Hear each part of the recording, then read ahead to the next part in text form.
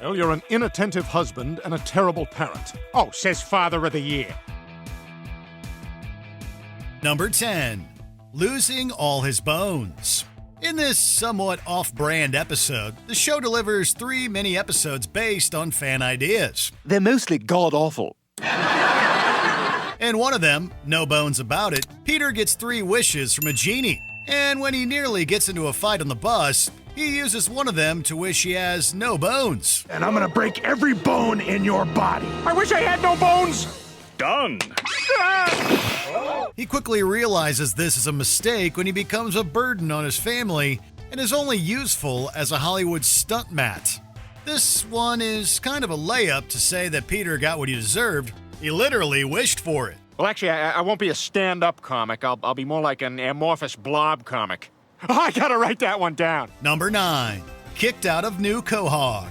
When Peter is the only one in town to prepare for or even believe in the apocalypse that Y2K will bring on, he becomes founder and mayor of New Quahog. We'll build a better one. I hereby proclaim this city New Quahog. Of course, being Peter, he runs the new town like an idiot, assigning people jobs randomly rather than based on any kind of skill or merit or need. Well, before the disaster, I was a physician. That's terrific. We need a doctor. We sure do. Let's hope you get it.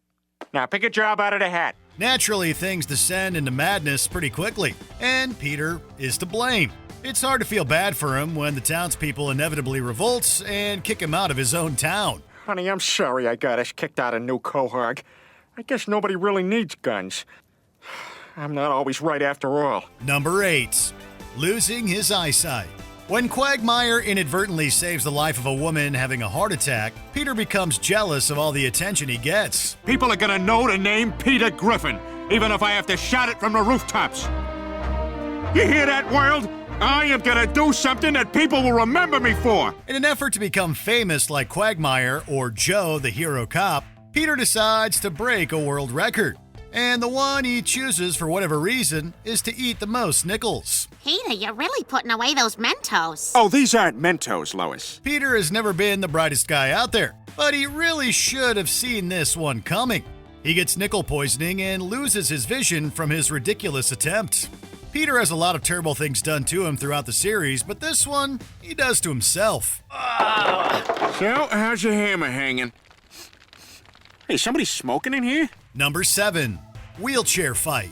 Peter and Lois open their own restaurant, which only becomes successful after Joe invites his fellow friends with disabilities to eat there. Lois, roll out the red carpet. Here comes Joe and his cop buddies. You got tables for 30?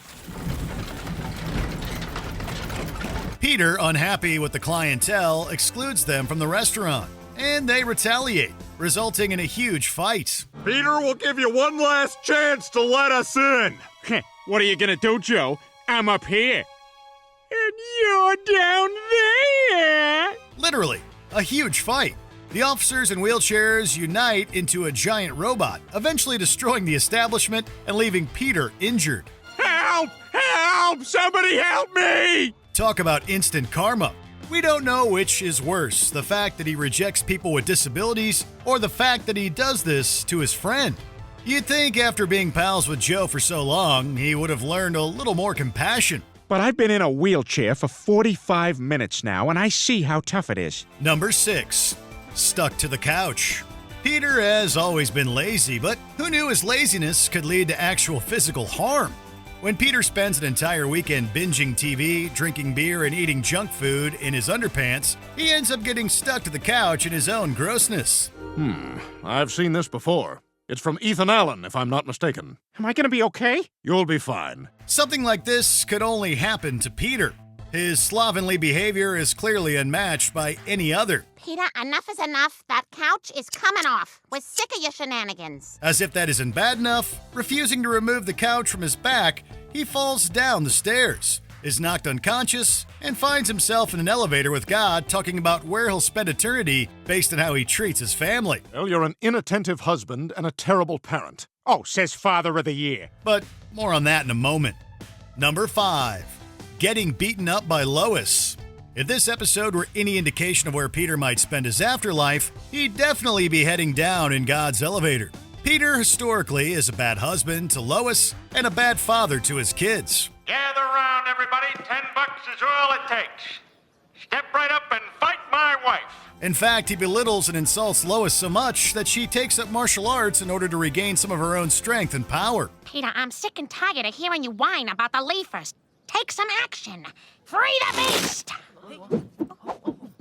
And when Peter even takes advantage of this, she ends up beating him up because she just can't take it anymore. And it spreads to the whole family.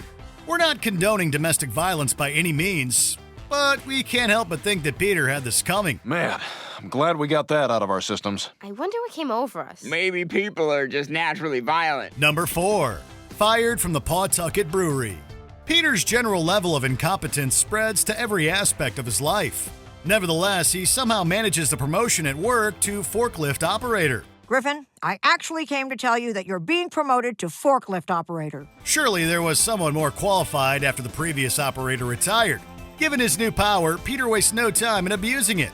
He uses the forklift to entertain himself and his friends. He pushes things way too far when he misuses the forklift to save a beached whale and ends up gruesomely killing it instead. You're welcome. Oh, cool shell. But the final nail in the coffin is actually when he accidentally crashes the forklift into a company meeting. Peter's eventually rehired, but it's honestly a wonder he holds on to his job at the brewery for as long as he does. Griffin, you're fired! See if I care. Number 3. Having his fingers blown off. This one is no one's fault but his own. Peter is playing with fireworks that Quagmire brought back home from a trip to Florida. Quagmire, fireworks aren't illegal here. You could have just put them in your car and driven them up here. Oh, yeah, that's just as fun. Let's be honest. Peter might be oblivious, but we all know where this one is going. He basically strings together enough M80s to equal a full stick of dynamite. And in his excitement, Peter waits too long to set the fireworks while reciting his creation's long and elaborate name, blowing off all the fingers on one of his hands. We have to hurry. I learned in biology, if you get them back soon enough, they can be reattached. Luckily, he's able to get them reattached, but that should teach him not to play with fireworks. Here's to Peter getting his fingers back. Thanks, Joe. Number 2. Getting shot by Quagmire. Hand me the gun, Peter. I passed the test? No, Peter. I'm gonna shoot you like a dirty animal. While on a camping trip with his buddies, Peter shoots Quagmire in the arm on purpose. My God, Peter, that might be the dumbest thing you've ever done. No, the dumbest thing I ever did was open that can of whoop-ass. Naturally, this upsets Quagmire, and Peter refuses to take any accountability whatsoever for his actions. Seeing that this is only the latest in a long line of bad behavior from Peter and their friendship, Quagmire wants to even the score to make things right again. All right, Quagmire, I have given this a lot of thought. I need you to shoot me in the arm so we can be friends again. Okay. Whoa, whoa, whoa, whoa! After a pretty hilarious argument about the whole thing, Quagmire shoots Peter in the head. Arguably, this isn't a use of equal force, but we can't really fault Quagmire for putting Peter in his place. Peter, I'm so glad you patched things up with your friends. Number 1. Losing Lois. As we previously stated, Peter is infamous for how bad of a husband he is to Lois. Lois, we got the rest of our lives for me to not hear a word you just said, but tonight I got plans with Cleveland. In this episode, he goes back in time to relive his youth, and in skipping his first date with Lois, he wakes up to a new life without her in the future. You'd think Peter would know better than to neglect Lois when only a few episodes before, she cheats on him when he abandons her to spend time with Bill Clinton. Look, I know this looks bad, and I feel horrible, and I know nothing I could say to you could possibly justify why I slept with Bill, except, Peter, the man, presided over the longest economic expansion in U.S. history. In the end, things, of course, go back to normal, but if Peter were stuck in that new reality where Lois is married to Quagmire, we would have no sympathy for him at all. Oh, Glenn, I love all your sex jokes and your dirty puns. That's why I married you. Let's go upstairs and do it. Did you enjoy this video? Check out these other clips from Watch Mojo, and be sure to subscribe and ring the bell to be notified about our latest videos.